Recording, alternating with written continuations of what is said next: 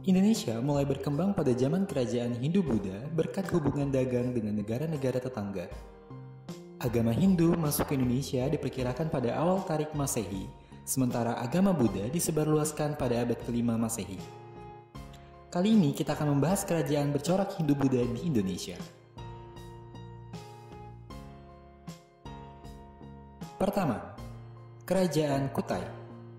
Kerajaan Kutai merupakan kerajaan bercorak Hindu tertua di Indonesia yang berdiri pada abad ke-4 Masehi. Kerajaan ini terletak di Muara Kaman, Kalimantan Timur, tepatnya di hulu Sungai Mahakam.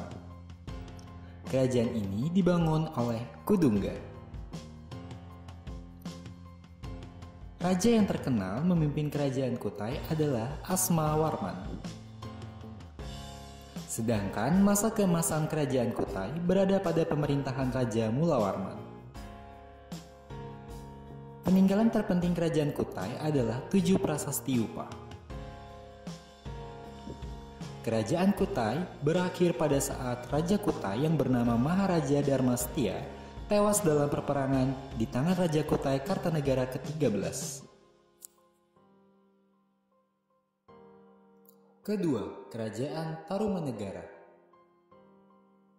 Kerajaan Tarumanegara merupakan kerajaan bercorak Hindu yang berdiri pada abad ke-4 Masehi. Wilayah kerajaan Tarumanegara berada di barat Pulau Jawa. Kerajaan ini didirikan oleh raja yang bernama Jaya Singgawarman.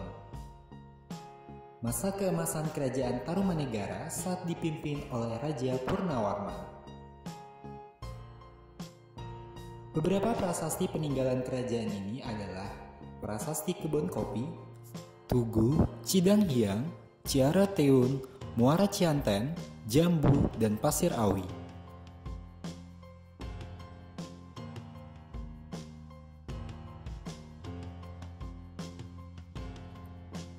Ketiga, Kerajaan Sriwijaya. Kerajaan Sriwijaya merupakan kerajaan bercorak Buddha yang berdiri pada abad ke-7 Masehi. Kerajaan ini membentang dari Kamboja, Thailand Selatan, Semenanjung Malaya, Sumatera hingga Jawa Barat. Raja Bala Putradewa membawa Sriwijaya ke puncak kejayaan. Beberapa faktor yang mendorong perkembangan kerajaan Sriwijaya menjadi kerajaan besar antara lain kemajuan kegiatan perdagangan antara India dan Cina melintasi Selat Malaka, dan keruntuhan kerajaan Funan di Vietnam Selatan. Peninggalan kerajaan Sriwijaya terdiri dari Prasasti Kedudukan Bukit, Prasasti Talang Tuo, Prasasti Kota Kapur, Prasasti Talaga Batu, Prasasti Karangbirahi, Prasasti Ligor, Candi Muaro Jambi, dan Candi Muara Takus. Beberapa faktor penyebab kemunduran dan keruntuhan kerajaan Sriwijaya: adanya serangan dari Raja Dharma Wangsa, adanya serangan dari kerajaan Kola Mandala, pengiriman ekspedisi Pamalayu atas perintah Raja Kertanegara, muncul dan berkembangnya kerajaan Islam Samudra Pasai, dan serangan kerajaan Majapahit yang dipimpin Aditya Warman atas perintah Mahapati Gajah Mada.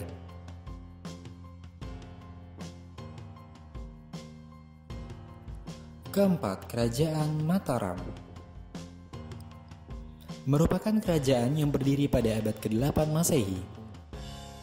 Kerajaan Mataram terletak di sekitaran Jawa Tengah dan Jawa Timur. Ada 2 dinasti yang berada pada kerajaan ini, yaitu dinasti Sailendra dan dinasti Sanjaya. Dinasti Sailendra membawa kerajaan Mataram bercorak Buddha dan dinasti Sanjaya membawa kerajaan Mataram bercorak Hindu. Pada dinasti Sailendra, raja yang terkenal adalah Samaratungga yang membangun Candi Borobudur, Mendut, dan Candi Sewu. Raja Bala Putradewa dan Raja Pramawardhani merupakan anak dari Samaratungga.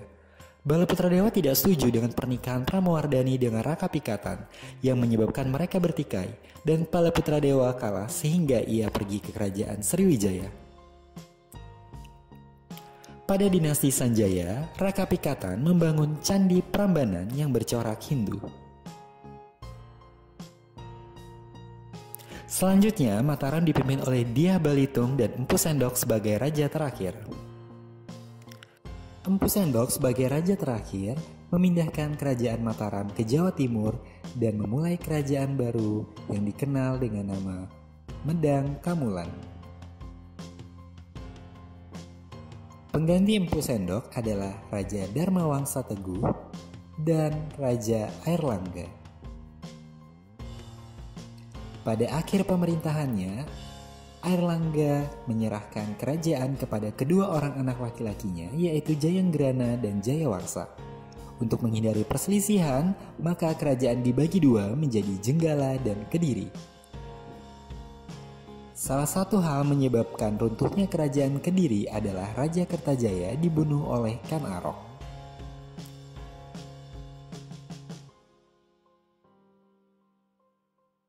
Kelima, Kerajaan Singosari. Merupakan kerajaan yang berdiri pada abad ke-13 Masehi. Kerajaan Singosari terletak di wilayah Jawa Tengah hingga akhirnya berhasil menguasai Sriwijaya. Kerajaan ini didirikan oleh Kan Arok. Kerajaan Singosari berasal dari sebuah daerah bernama Tumapel yang dipimpin oleh Tunggul Ametung.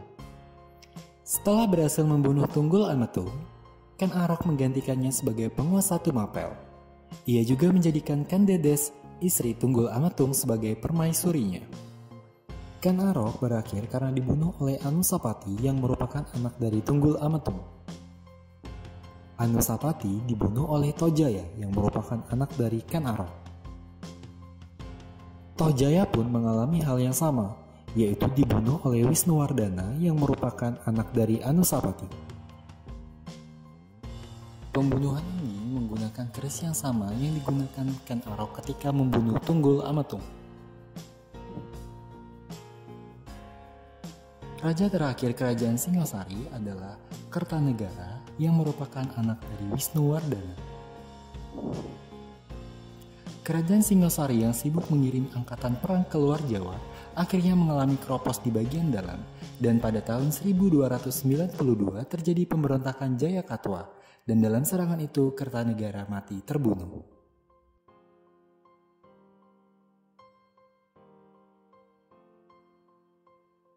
Keenam, Kerajaan Majapahit. Kerajaan ini didirikan oleh Raden Wijaya. Jayanagara yang merupakan kemenakan dari Raden Wijaya sempat memimpin kerajaan ini. Selanjutnya, kerajaan dipimpin oleh Tribhuwana Tunggadewi. Merupakan anak dari Raden Wijaya bersama istrinya Gayatri.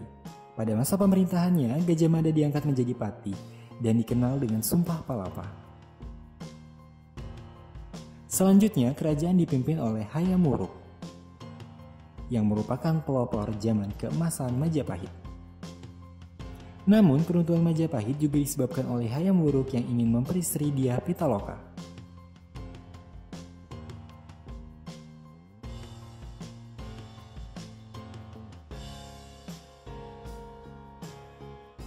Demikian video kali ini. Jangan lupa untuk like dan subscribe channel ini biar kamu gak ketinggalan video-video selanjutnya.